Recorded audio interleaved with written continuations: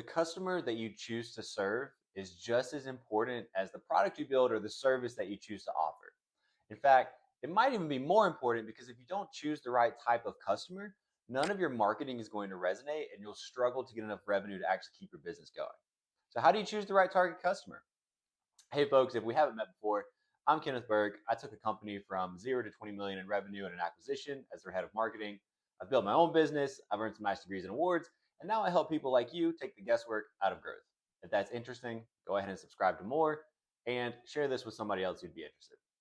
So, how do you choose the right target customer? Well, there's three questions that I like to work through.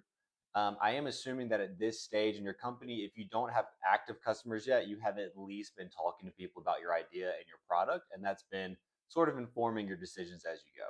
So, three questions to try to choose the right customer, and then we will think about real people for each of these questions or each of these categories.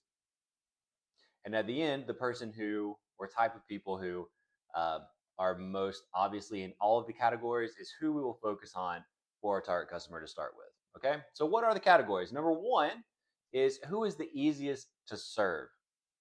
And you can think about the term easy in two ways. So, number one is who is the best fit for what you have? So, whose current needs or problems uh, match or best fit your current skill set or your current offering?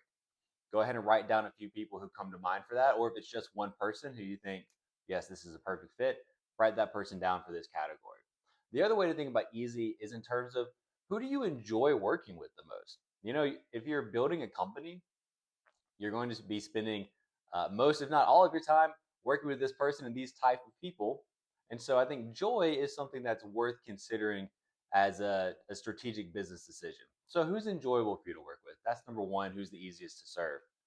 Number two is who makes the fastest buying decisions. So, especially early on, you want to prioritize customer acquisition and how you can onboard customers faster, right? And so you see this start to separate pretty largely between, let's say, enterprise companies who may take 6 to 9 months to make a decision and it involves dozens of people versus consumer products where one person might see an ad and buy the product 30 seconds later, right?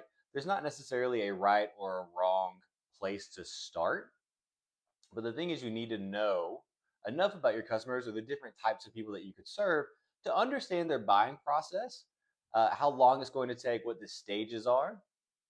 And then from there, you can choose the one that's going to be the best fit for you, right?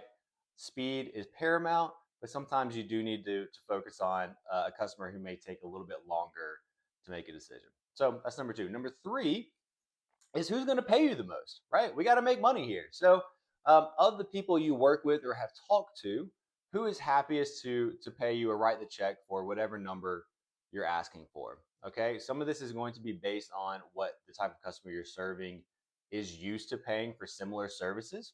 For instance, if somebody is used to paying $100 a month subscription for things in kind of in the category that you serve, that's probably going to be your price. That'll dictate who you want to go after versus, let's say, again, an enterprise customer who may pay, $100,000 a year, $50,000 a year for this kind of thing.